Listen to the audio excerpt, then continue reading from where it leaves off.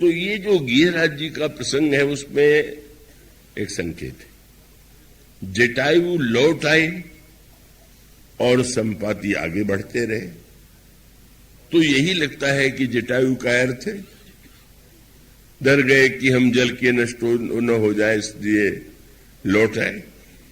और संपाति जी वीर थे, इससे आगे बढ़ते गए। पर संपाति ने अपनी बहुत बढ़िया व्याख्या किया। हम लोग और कई लोग दूसरों की व्याख्या जितनी चतुराई से करते हैं, अगर अपनी व्याख्या उतनी चतुराई से करें तो उनके जीवन में बदलाव आ सकता है। और वो यही था। बंदरों से संपाति ने कहा वे लौट आए और मैं बढ़ा तो इसलिए नहीं कि मैं बड़ा वीर था, तब मैं अभिमानी रवि ने रावा, मैं इतना अभिमानी था कि नहीं मैं तो जाऊंगा। और सच पूछो वे नहीं डर रहे थे, मैं डर रहा था। कैसी बात है? संपाति डर रहा था कि जटायु डर रहे थे? वस्तुतः लगता तो यह है कि जटायु डर रहे थे, पर डर संपाति रहा था। क्या उसको एक ही चिंता थी, डर लग रहा था कि अगर बीच से आया तो लोग क्या कहेंगे। ऐसे डरपोक बहुत से होते हैं कि इस डर के मारे कि कहीं लोग हमको क्या कहने लगेंगे। विचार पूर्वक कोई व्यक्ति एक लक्ष्य निश्चित करे वो एक बात है, और लोग क्या कहेंगे और मुझे तो नाक कट जाएगी और मेरा तो लोगों की दृष्टि में मैं गिर जाऊंगा। मानो इसलिए संपाति कितना अपने को सही अर्थों में देखने लगा था कि उसने कहा तेज न सही सो फिर आवा, पर मैं अभिमानी रवि ने रहा। तो अभिमान की वृत्ति बहुत प्रेरक वृत्ति है, पर उसके द्वारा आध्यात्मिक सफलता नहीं मिल सकती। कि में वीरता कितनी है इसका परिचय आगे ही मिला। और आप देखेंगे पंख दोनों के नष्ट हुए, जटायु का और संपाति का। संपाति का पंख जल गया और जटायु के पंख कट गए, पर उद्देश्य का अंतर था। जटायु कह रहा नहीं है। भगवान श्री राम अपनी यात्रा में जब अयोध्या चित्रकूट के बाद दंडकारण्य में जाते हैं, उस समय गीध को प्रभु ने पिता के समान सम्मान दिया, उन्हें महत्व दिया और अत्यंत प्रेम से प्रभु ने उनका सम्मान दिया, सत्कार दिया। ये प्रभु श्री राम के चरित्र की शील की विशेषता। और उसके पश्चात वह घटना आती है जिसमें लगा कि वे कितने बड़े वीर, बूढ़े हो गए समय पा करके। और एक दिन अत्याचारी अन्यायी रावण जनक नंदिनी सीता को रथ पर बैठा करके आकाशगामी रथ से वो हरण करके ले जा रहा है। सीता जी पुकार रही, पर कोई सामने नहीं आता। सब रावण से डरते हैं और मनुष्य या व्यक्ति डरे, इसमें आश्चर्य क्या है, देवता भी डरते थे। कितनी बड़ी विडंबना है। अमर और डर है। अमर माने जो मरेगा ही नहीं, तो जो मरण धर्मा है उसको डर लगे तो समझ में आता है, पर जो अमर है उसको तो निश्चिंत होना चाहिए। पर अमर देवता, अमर धर्मा देवता ये कहते हैं कि हम मरेंगे तो नहीं, पर जी करके कष्ट कितना भोगेंगे। इसलिए हम क्यों झगड़ा मोल कर ले करके हम रावण से विरोध मोल लें और हमें कारागार में डाल दें, और कारागार में हम मरे नहीं और अमर हो करके अब जितने अमर हैं उतने हम कष्ट भोगे। सब डर रहे हैं, किसी प्रकार से नहीं आ रहे। इसलिए रामायण में बात आती है कि जो हनुमान जी ने जनक नंदिनी सीता का दुख सुनाया, सीता के अति विपत्ति विशाला, बिनहि कहे भल दीन दयाला। तो सिन सुनि सीता दुख, प्रभु सुख ऐना, भर आए जल राजीव नैना। प्रभु की आंखों में आंसू आ गया सीता जी का दुख सुन करके। लंका के युद्ध में रावण के मरने में विलंब हो रहा है। देवता आते हैं भगवान राम के पास, विलंब मत कीजिए रावण को मारने में, इतने उतावले क्यों हो रहे हैं? देवताओं ने क्या कारण बताया? अब जन राम खिलावो यही अतिशय दुखित हो तो वैदे। सीता जी बहुत दुखी हो रही। प्रभु ने सीता जी के दुख का शब्द सुना, रोने नहीं लगे। हनुमान जी की बात सुनकर रोए, और देवताओं ने जब कहा तो देव वचन सुनी प्रभु मुस्काना, हंसने लगे। कितने स्वार्थी है। जब हरण हो रहा था तब इनको दुख की चिंता नहीं थी, रोकने का कोई प्रयत्न नहीं किया। अब अपने स्वार्थ की बेचैनी को भी सीता जी के नाते, अपने लिए नहीं, हम तो चाहते हैं कि सीता जी को कष्ट न हो। ये स्वार्थी प्रवृत्ति के जो व्यक्ति होते हैं, जो हृदय से दुर्बल और कायर होते हैं, उनकी वृत्ति का एक संकेत। सीता जी विलाप कर रही, उनके उस विलाप को किसने सुना? गोस्वामी जी ने कहा, गीधराज सुनी आरत बानी रघुकुल तिलक नारी पहचानी। अरे ये तो पुत्री सीता का स्वर है। क्या हुआ? जब उन्होंने दूर से देखा कि वो लंका का अधिपति जो है हरण करके लेकर के जा रहा है जनक नंदिनी का, तो उन्होंने वहीं से पुकार करके कहा, सीते पुत्री करस जनित्रासा करिहो जात धान करना सा। पुत्री सीता बिल्कुल चिंता मत करो, इस जात धान को मैं मार डालूंगा। रावण के कान में शब्द गया, अरे ये कौन है जो अकेला मुझे इतने दूर से चुनौती दे रहा है?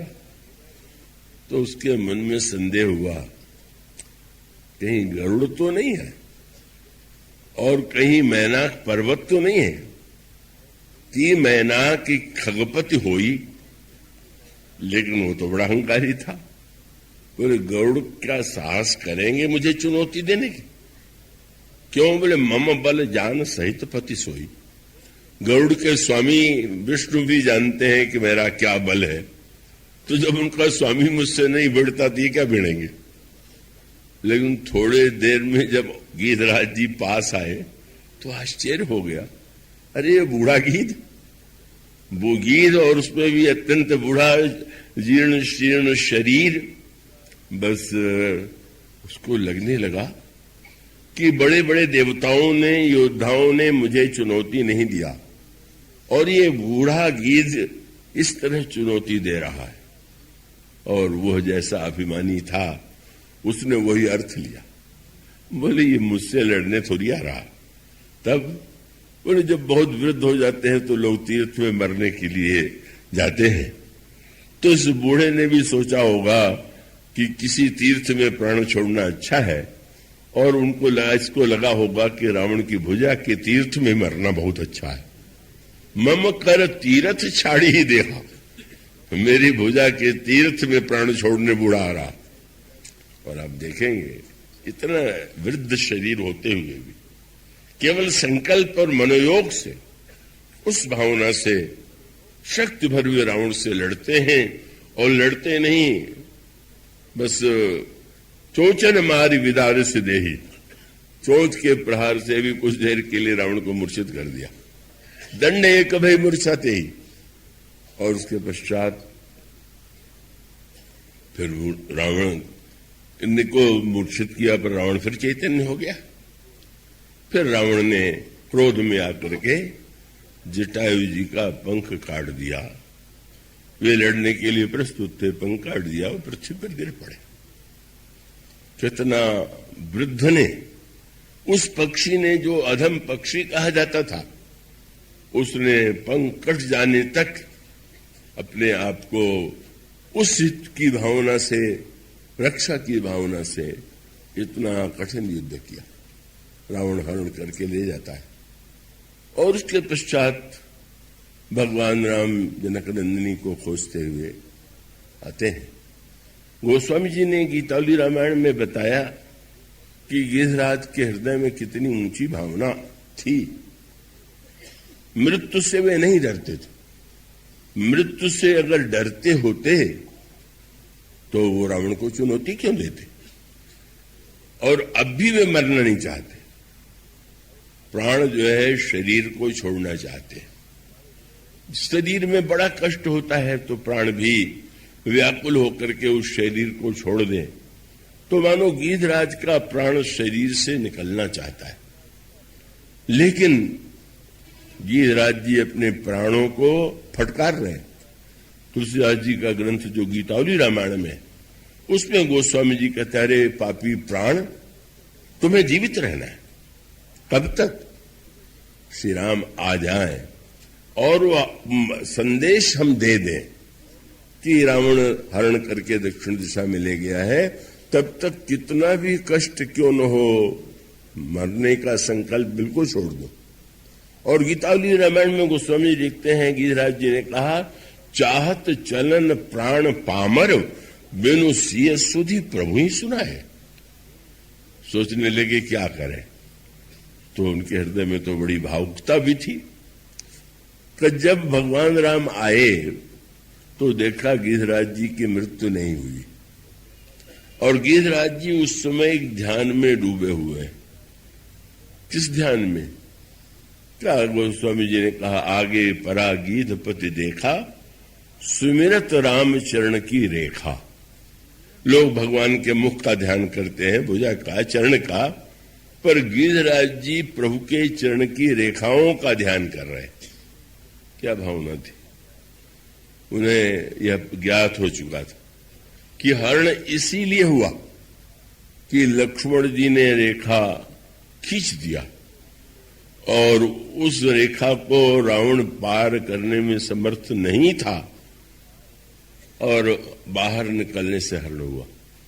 उन्हें जब लक्ष्मण की रेखा में ये चमत्कार है, तो मैं भी अपने प्राणों की चारों ओर प्रभु के चरणों की रेखा का चिंतन करूं और उसमें इतना तन्मय हो जाऊं कि यमराज काल जो है मेरे प्राणों को न ले जा सके।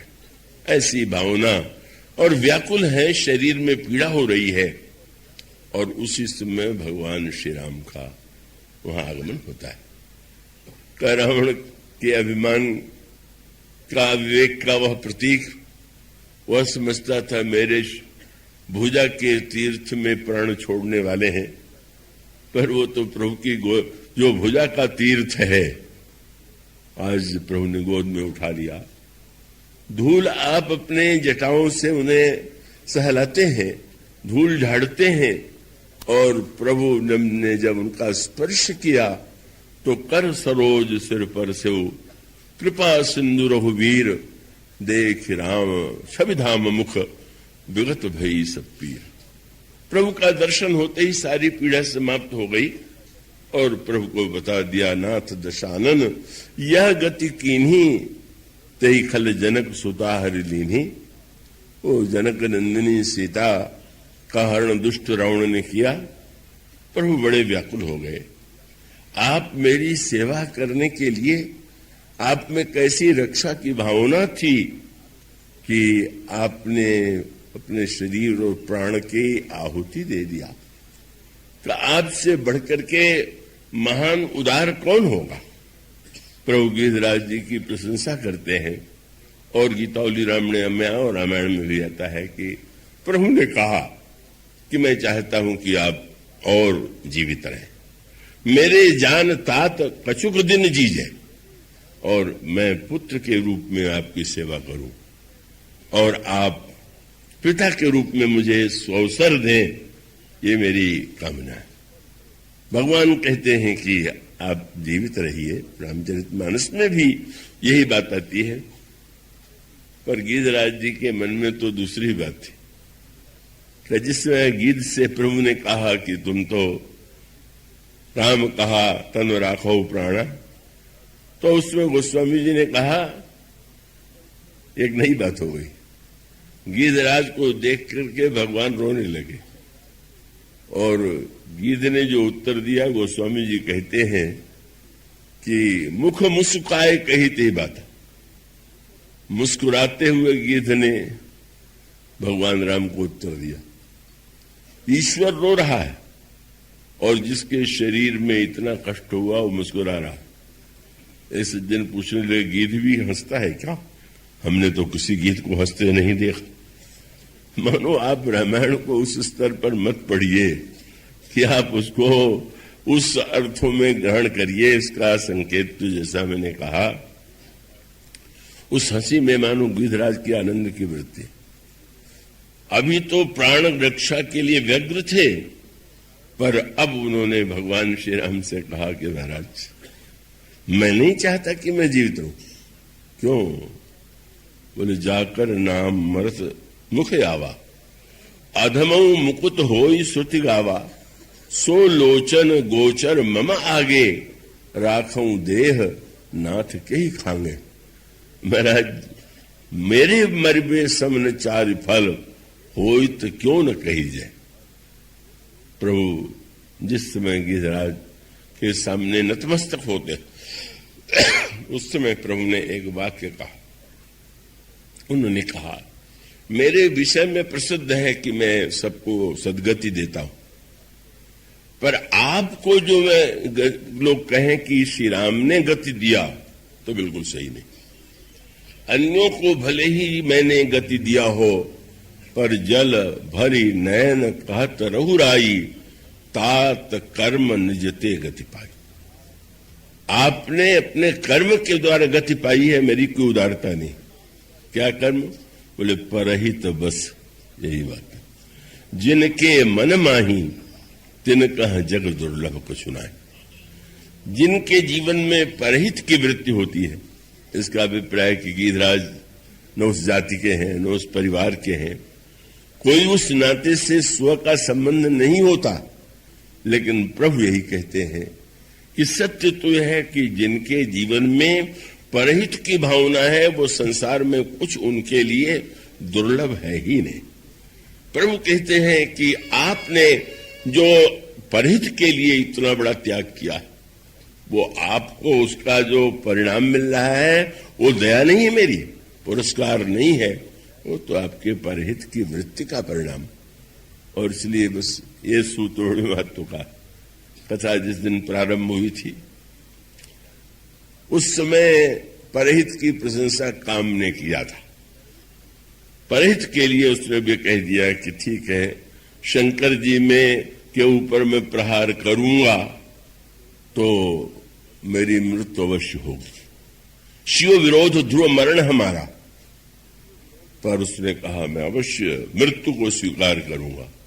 क्यों? बोले परहित लागी तजई जो देही, संतत संत प्रशंसा ही थे। और गिद्धराज ने स्वयं नहीं कहा कि मैंने परहित किया, वो भावना तो उनमें है ही नहीं। जब उन्होंने कहा तो प्रभु ने कहा जिनके जीवन में परहित है उन्हें कुछ दुर्लभ नहीं। आपने ध्यान दिया, काम ने परहित के लिए शरीर छोड़ा तो अगले जन्म में भगवान कृष्ण के पुत्र बने, और गिद्धराज जी ने शरीर छोड़ा तो प्रभु ने उनको पिता माना। भगवान कहते हैं परहित करने वाला ही मेरा पिता है और परहित करने वाला ही मेरा पुत्र है। जो मेरा उससे नाता जोड़ना चाहता है, दोनों ही नाते प्रभु ने परहित करने वाले से ही जोड़ा। तो गोस्वामी जी ने कहा कि जो सौभाग्य दशरथ जी को नहीं मिला वो तो गिद्ध को मिला। प्रभु ने कि गिद्धराज को जब शरीर छोड़ते हैं तो गिद्ध देह तजी धरि हरि रूपा, भगवान का ही रूप धारण करके गिद्ध देह तजी धरि हरि रूपा, भूषण बहु पट पीत अनुपा, श्याम गात विशाल भुजचारी, अस्तुत करत नैन भरिवारी। मानो इन दोनों प्रसंगों का तत्व यही है कि जब किसी के अंतःकरण में ज्ञान की दृष्टि से स्व के प्रति आसक्ति नहीं रह गई, और जहां पर व्यक्ति परहित की भावना के लिए सब कुछ अर्पित कर देता है, वह भगवान को अत्यंत प्रिय है। भगवान कितना महत्व देते हैं। गोस्वामी जी ने कहा प्रभु ने गिद्धराज जी के लिए पहले तो उनकी वो किया और गिद्धराज को तिलांजलि दिया। मानो उन्होंने कहा कि आपकी सदगति तो हो गई, पर मैं तो अपनी कृतज्ञता के रूप में आपके प्रति पिता के रूप में आपको सम्मान देता हूं। यह जो प्रसंग है उसका संकेत यही कि देवता अमर हो, स्वर्ग में रहते हो, पर जब वो भगवान को बधाई भी देने आते हैं तो गोस्वामी जी वो कहे बिना नहीं छोड़ते। रावण मारा गया तो सारे देवता घिरे हुए, गोस्वामी जी ने तुरंत कहा, आए देव। बहुत अच्छी बात है, कौन बड़े सदा स्वार्थी, लेकिन बोलते कैसे? बोले वचन कहे जो परमारथी। बोलते तो ऐसे हैं कि जैसे कोई अपना स्वार्थ ही नहीं है, पर पक्के स्वार्थी है। मानो एक और देवता जो इतने वंदनीय हैं, उनके लिए भी इन वाक्यों का प्रयोग मानस में किया गया। और जिन गीधराज के प्रति जो गीध अधम पक्षी माना जाता है, जो निंदनीय माना जाता है, उसको भगवान का तिलांजलि दे करके, पिता के समान सम्मान दे करके और परहित की महिमा का वर्णन करके प्रेरणा देते हैं कि सबसे बड़ा धर्म परहित है। उच्च वर्ण में जन्म लेकर के, उच्च धन संपत्ति पद पा करके भी जो परोपकार नहीं करते, वो हमारी दृष्टि में कुछ नहीं है का। बस वो जो परहित निरत है, जैसे कोई विदेश यात्रा से आता है तो लोग पूछते हैं क्या देखा, किससे मिले, तो प्रभु 14 वर्ष के बाद लौट करके आए तो मित्र लोग मिलते और प्रभु से पूछते थे कि प्रभु 14 वर्ष आप वन में रहे, आप कितने लोगों से मिले होंगे, आप जरा कुछ तो बताइए, किससे मिले, क्या बात हुई? तो गोस्वामी जी कहते हैं कि एक भी मुनि का उन्होंने नाम नहीं लिया, क्योंकि मुनियों ने तो स्तुति किया थी। चाहते तो बता देते कि भरद्वाज जी ने मेरी स्तुति की, मेरी पूजा किया, वाल्मीकि जी ने किया, अत्रि जी ने मेरी महिमा का गायन किया। प्रभु एक नाम भी नहीं लेते।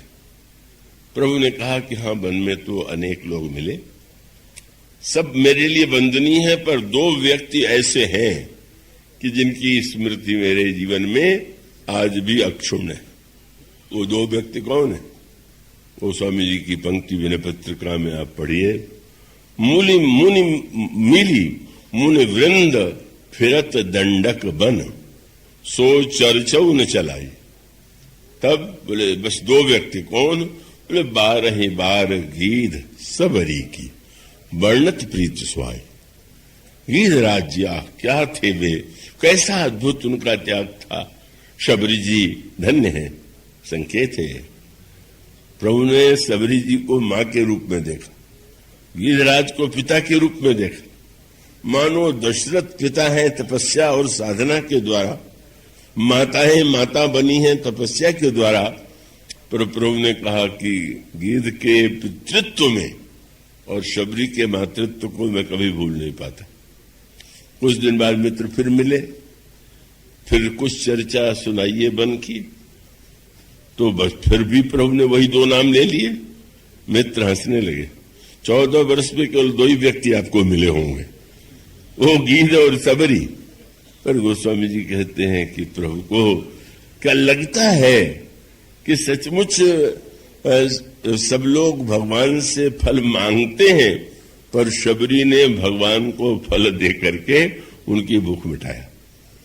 और सब लोग भगवान से चाहते हैं हम वृद्ध न हो, हमारी मृत्यु न हो, हम अमर हो जाएं, पर जिसने भगवान के लिए अपना शरीर सीता जी की रक्षा में अर्पित कर दिया, प्रभु कहते हैं कि उनसे बढ़ करके महान चरित्र वाला कौन होगा। इसलिए सचमुच प्रभु ने जब श्री भरत से ये कहा कि भरत, संत के अनेक लक्षण हैं, पर सबसे अंत में संत का सबसे बड़ा लक्षण यही है कि वो बस परहित में निरंतर संलग्न रहता है। और धर्म की दृष्टि से भी सर्वश्रेष्ठ धर्म जो है वो परहित सरिस धर्म नहीं भाई, पर पीड़ा सम नहीं अधमाई। तो इन शब्दों के साथ कथा तो अनंत है, वो तो कभी पूरी होगी ही नहीं, लेकिन विश्राम और विराम तो लेना ही पड़ता है। तो आप लोगों के प्रति पुनः आभार प्रकट करते हुए, धन्यवाद देते हुए इस प्रसंग को मैं विराम देता हूं। बस